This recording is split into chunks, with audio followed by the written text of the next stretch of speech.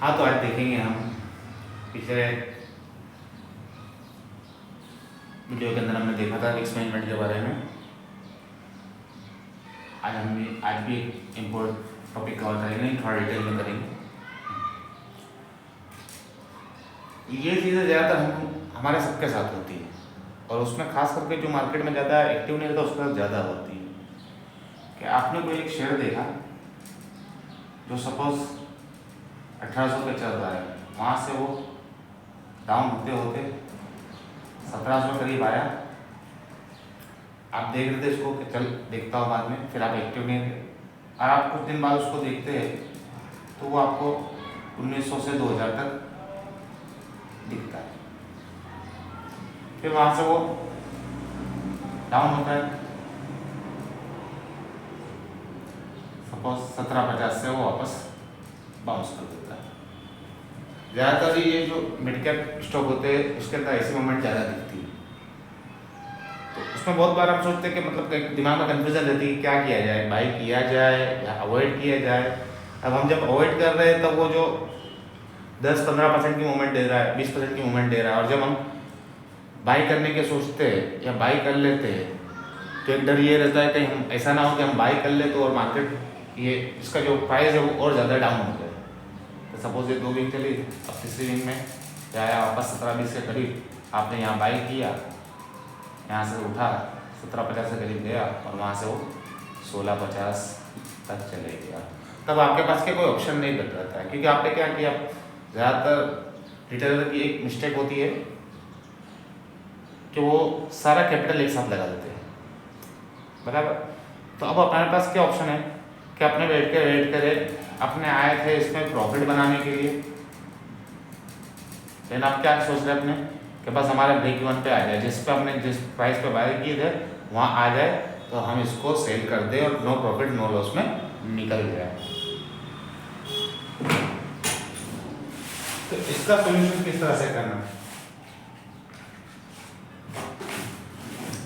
Risk management वाला तो क्या था कि हम हमारे लॉस को किस तरह से मैनेज कर सकते हैं, बराबर। और ये स्विंग ट्रेडिंग में आपको फंडा बहुत ज़्यादा इस्तेमाल होगा, बहुत ज़्यादा यूज होगा। चलिए उसको समझने की कोशिश करते हैं।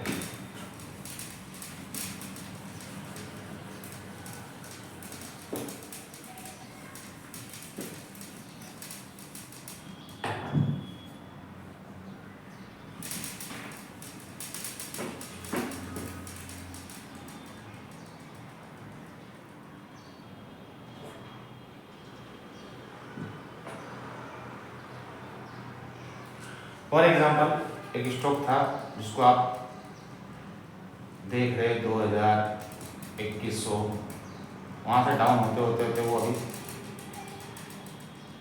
1800, फिर 1650 पे आया।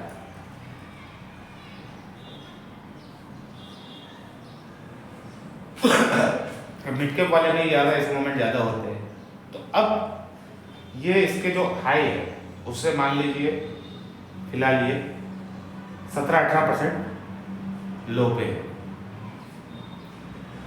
तो अब इसके अंदर आप अवॉइड करना चाहिए आपको या बाई करना चाहिए, लेकिन मुद्दा वही है कि स्टॉक ऐसा होना चाहिए इसके फंडामेंटल अच्छे हो, जिसके अंदर कमबैक के चांस होते हो।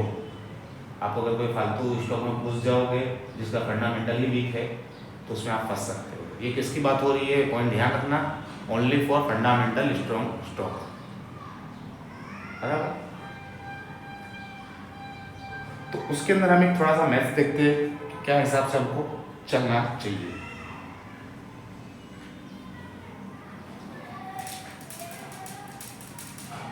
यहाँ 2 क्राइटेरिया हम देखते हैं, ओनली फॉर फंडामेंटली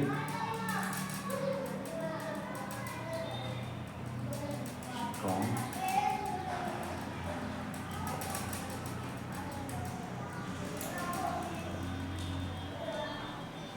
और लेस सपोज करते हैं कि आपके पास जो कैपिटल है वो 200K का है, 2 लाख का कैपिटल आपके पास है।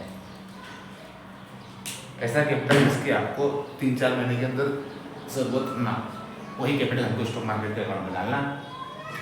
तब ये सिनारियो है कि फंडामेंटली कोई स्टॉक है और कैपिटल आपके पास है 2 लाख रुपया, बराबर। तो अब वो सपोज आया है 1650 के रेट, तो यहाँ पर आपको क्या करना है, अब कहाँ से रिवर्स होगा ये हमको नहीं पता। तो 1650 में हम क्या बाई करेंगे, 4 स्टॉक। कितने बाई करेंगे, 4 स्टॉक, जिसकी प्राइस हो जाएगी 6,600 रुपये। अब वहां से अगर वो नीचे आया है तो हम 1610 पे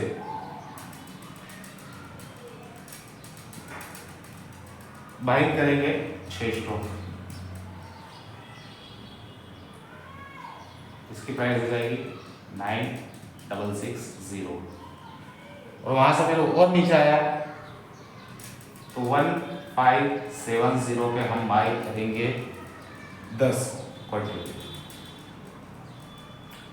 जिसकी प्राइस हो जाएगी 15700। और उसके बाद 1530 पहले पूरा कंप्लीट कर लो, उसका आपको बताता हूँ, क्योंकि रिवर्स तो कहीं से भी हो सकता है। 1530 के भाव पे आया, हम इसमें बाई करेंगे 20 क्वांटिटी, इसकी प्राइस हो जाएगी 30,600 रुपये।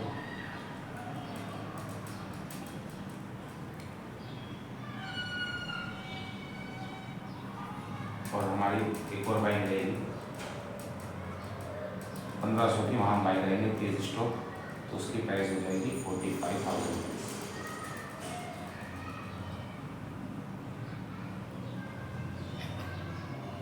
अब ये जो टोटल बाइंग है हमारी,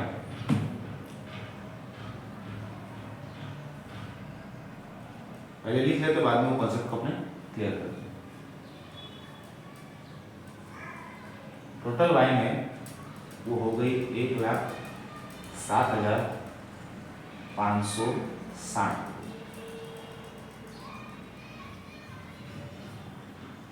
और इसके अंदर स्टॉक कितना है, 4, 6, 10, 10, 10, 20, 40 और 30, 70। शेयर्स कितने हैं अपने पास, 70। तो 70 स्टॉक आए और हमारा कैपिटल कितना गया, 1,07,560। पहला तो यह समझना होगा कि ये उस सिनेरियो में है कि जब भाव कंटिन्यू डाउन होते जा रहा है। स्टॉक मार्केट में एक चीज हमेशा याद रखना कि हमको उम्मीद तो अच्छा ही करना है, लेकिन तैयारी बुरे से बुरे की रखनी है, बराबर। तो हम क्या एज्यूम कर रहे हैं, इसका जो प्राइस था 2,2100 से नीचे गिरा, बाइंग हमने चालू की 1650 से, फिर 1610 पे अगर आया तो बाउंस हो जाता है तो बहुत अच्छी बात है, लेकिन वहाँ आपको फोमो नहीं होना चाहिए था कि यार 1650 से कहीं 2,000 चले जाएगा, मैंने तो सिर्फ 4 ही पीस बाई किया। फोमो को अवॉइड करना होगा। 1610, 1570, 1530 और 1500। ऐसा नहीं है कि इसके नीचे नहीं आ सकता, पॉसिबल इसके नीचे आना भी है, लेकिन इसमें एडवांटेज क्या है हमारा कि इस तरीके से हम अगर बाई कर रहे हैं और देखिए तो हमारे पास कैपिटल कितना था, 2 लाख का, और हमने यूज कितना किया, 1,07,560। अभी यूज कब कर रहे हैं, 1500 तक का लेवल हम देख रहे हैं। अब इसके अंदर ये कहीं से भी बाउंस करता है, इस बीच ये जो गिर रहा है ये कहीं से भी बाउंस कर रहा है, तो आप प्रॉफिट उसके अंदर बना सकते हो। पहले वाले सिनेरियो में क्या था कि हम 1650 पे ले रहे, 1800 में हमने बाइंग किया था, 1650 पे तक वो आ गया, तो हमको सिर्फ बैठ के देखना होता था कि कब हमारी बाइंग प्राइस पे और हम उसको सेल आउट करके निकल जाए। और यहाँ क्या है, हमारे स्टेप बाय स्टेप बाइंग कर रहे हैं, स्टेप बाय स्टेप बाइंग कर रहे हैं। और सबसे कमाल की चीज, ये सारा तिगड़म बिठाने का जो रीजन था, अगर 1650 पे आप पूरी अपने आप कैपिटल लगा देते तो वहाँ से 1700 जाता, 1750 जाता, 1800 जाता तो आपको बहुत अच्छा रहता। लेकिन अगर वहाँ से 1600 जाता तो आपको बैठ के सिर्फ वेट करना होता। अब हमारे पास क्या हुआ एडवांटेज, अब अगर 1,07,560 जो हमारा कैपिटल गया है उसको हम 70 से अगर डिवाइड करें तो 1536 रुपया कुछ पैसा आता है, यानी 1537 प्लस हम चार्जेस वगैरह भी पकड़ लेते। 1542 रुपीज़ की हमारी बाइंग एवरेज बाइंग प्राइस होगी। हमारी एवरेज बाइंग प्राइस कितनी हो गई,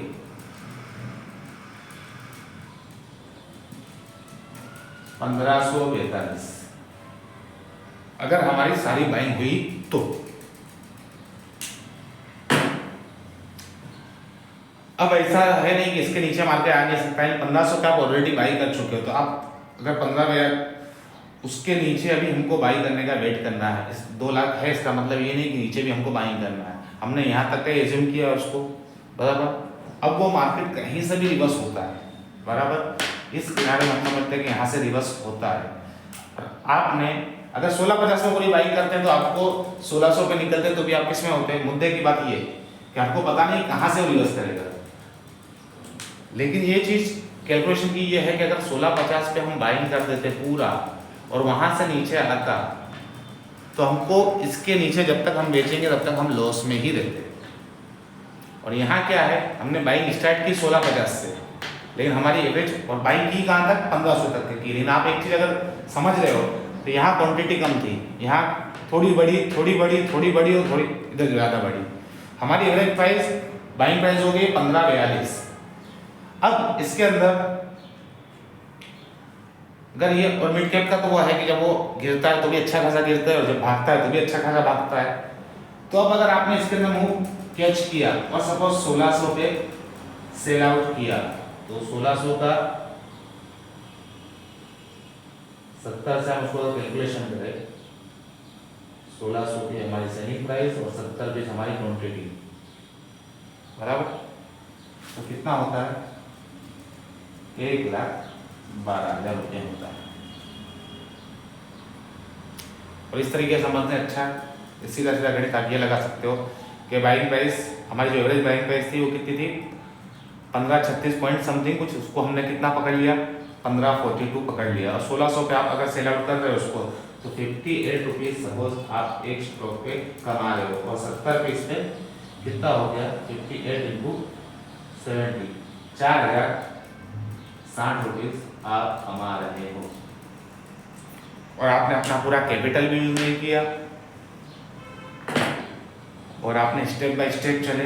अच्छा, ये आपको प्रॉफिट कम लग सकता है, जो प्रॉफिट है ये कम लग सकता है। लेकिन अगर ये 15-20 दिन के अंदर ये साइकिल कंप्लीट होता है तो आपने ऑलमोस्ट 4% उसके अंदर कमा लिया।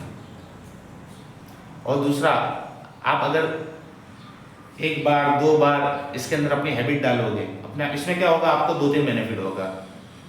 पहले तो एवरेज बाइंग प्राइस का जो फंडा है उसको बोला जाता है DCA, dollar cost averaging. Dollar cost averaging के टॉप पे बाइंग क्या होती है, कम होती है, फिर क्या होती है, जैसे से नीचे आ जाएगा बढ़ते जाती है बढ़ते जाती है बढ़ते जाती है।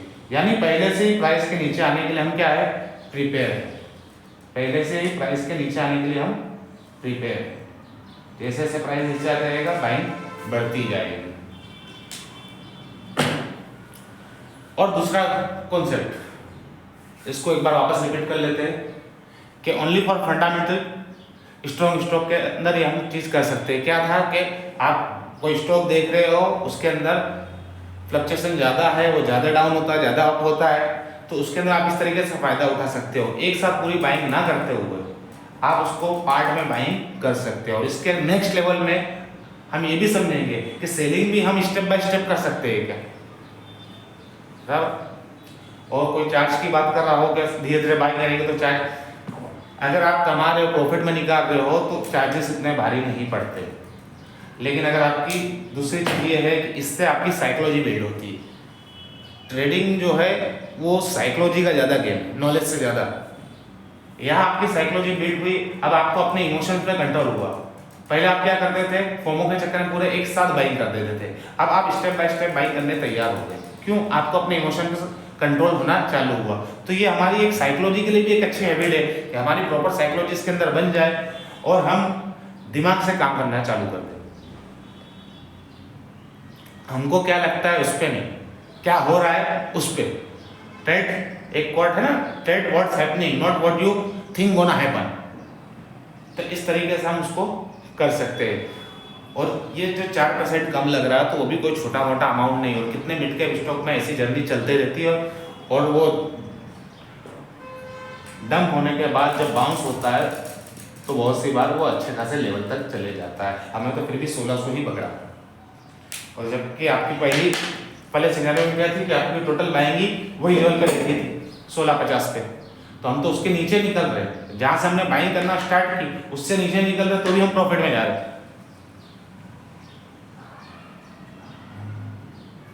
बराबर 1542 की अपनी एवरेज बाइंग प्राइस आ रही है। मान लो किसी ने अगर 1642 पे बेचा तो उसने पर से 100 रुपये कमाया, 7000 रुपये उसको प्रॉफिट होता है।